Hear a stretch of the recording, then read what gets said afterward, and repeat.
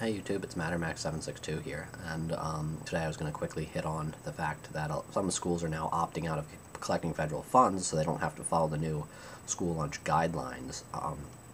Overall, I think, the guidelines were something that was designed for the masses and not everybody individually, which obviously when you're dealing with that many students through the K-12 system, that, you kind of have to just pick a broad good choice, if I want to be so loose in my speech. But, some things like cutting back on the amount of sodium, reducing some portions, and changing the carbs to more whole wheat, like buns when they can. Now, you have to meet these criteria to be able to collect federal funds. The schools are now opting out, some of them, especially in wealthier areas, to allow them to cater to the students' wants, and as well as parents. Some of the parents are saying, the kids are throwing their food out, we're wasting our money. The kids are saying, we don't like it, we're throwing it out. Well, I don't remember anyone ever in history ever saying the school lunches were good, even when we were served junk food. It was still not the kind we wanted because, as a kid, control methods are very small. We don't have any rights or regulations or rules, so anything we can gripe about, we do. But that's also kind of the benefit of living in a first world country is we bitch about the small things.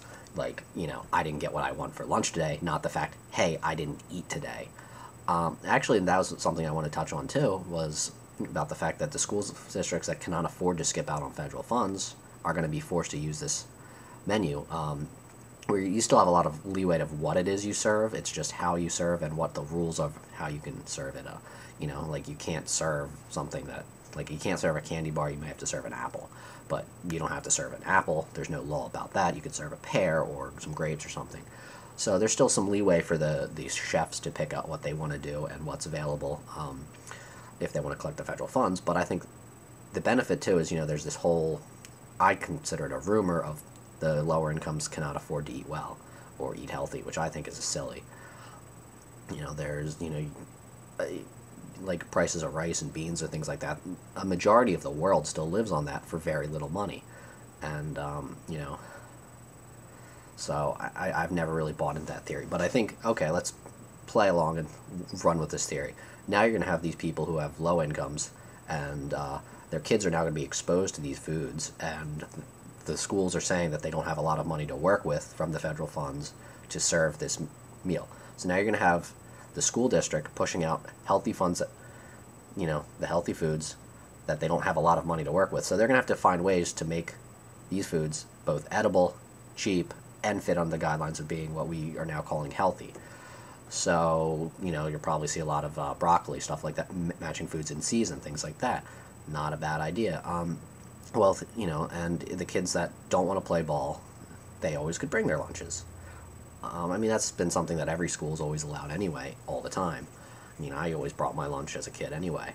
But I think, the fact is now you're going to be able to try to educate people on some healthier choices, and if you don't want to play ball, you don't have to play ball. As far as a school district, that's going to be up to the school districts. You're going to be able to vote on that and stuff like that as a taxpayer. But what kind of is also making me wonder too is the school districts that are now going to opt out. The kids are going to be able to tailor the menu their way, or parents, I guess, are going to be able to pick it. But I'm kind of wondering now, you're going to be freed of that system of what the federal regulations are. Are we going to see any sort of privatization? Are we going to literally open a Pizza Hut in the school cafeteria? We may. We may have some rules in place or put out laws that are going to forbid things like that. There were some rulings in the 90s about putting candy machines in, things like that. But I'm kind of curious to see where this is going to go, because, it's a lot of silliness overall. That we were still worried about school lunches tasting good when some of these people are claiming this is the only meal they get, and now they're saying it doesn't taste good, so I'm throwing it out. Well, it's the only meal you're going to get.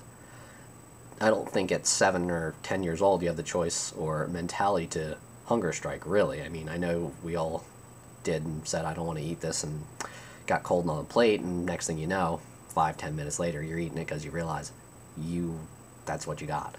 I know now that probably I just implicated my parents on child abuse, making me eat something that I had to eat. But I don't want to sidetrack too much about how it seems that kids have a little bit too much leeway nowadays. with that stuff. But I'm kind of really hoping, I don't think the system is perfect of the reform. I'm kind of against the idea of using 1% milk only. You don't even get skim.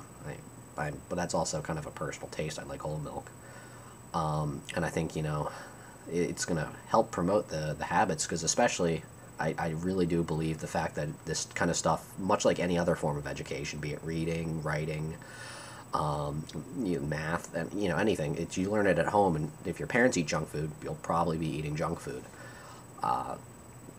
So I feel very lucky that I was taught nutrition young, and thankfully my parents eat well, so I ate well, and I'm not even not even having a lot of money, we ate well. And I don't mean steaks and everything. I'm talking simple things, often like just having pasta with homemade tomato sauce, something like that. I understand not everybody has the chance, time, or energy to do these things, let alone the skill, but I'm just saying that this could be a spark of something. These people that are saying and running in a cycle of eating junk food because their parents ate junk food because they're just don't care. But it's also going to say like that maybe Friday the school's going to say, okay, we're going to cut some leeway, throw a bag of chips or something. So you're going to see that, okay, there's a time and place for junk food. It's not a way of life. And I know I'm kind of going off about people making poor diet choices to start, but I'm going to skip that whole rambling.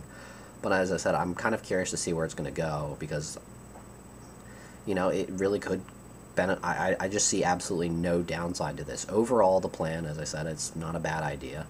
Try to push these things, and I think they've made a lot of smart choices.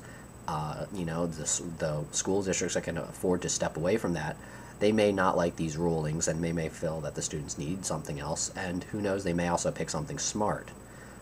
They may also pick poor choices.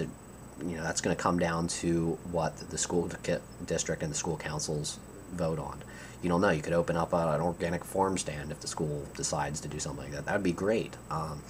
School, as I mentioned earlier, they may open a McDonald's inside. That could be questionable, but I do believe all things in moderation. If you need a McDonald's meal here and there, it's fine, as long as you know it's not every day. But these are some common sense things, so I'm not going to ramble too much. But as I said, I think overall you're going to give schools overall more choices to work with. You're going to help show and the lower income communities that, hey, not all this stuff is too bad. And second of all, as I said, if this whole myth is true about the fact that they never eat this stuff and never seen it, it's going to educate them, show them that, first of all, this is better than eating a bag of Doritos, and second of all, it doesn't taste that bad. One of my favorite foods in the world is lima beans, and how many kids scream, and adults let alone, about those things. But it just seems that it's going to be a win-win situation everywhere, that the schools are going to have the choice to do whatever they want. If they can't afford to get out and play the game, they're going to be educating the people that we are claiming need the help the most. So, I don't see why anybody's really upset about the way this is working right now. But, that's about all, and I'm going to give into one of my passions right now, coffee. So I don't know if that's going to be on the health menu, but it's on my menu. You guys have a good day. Bye.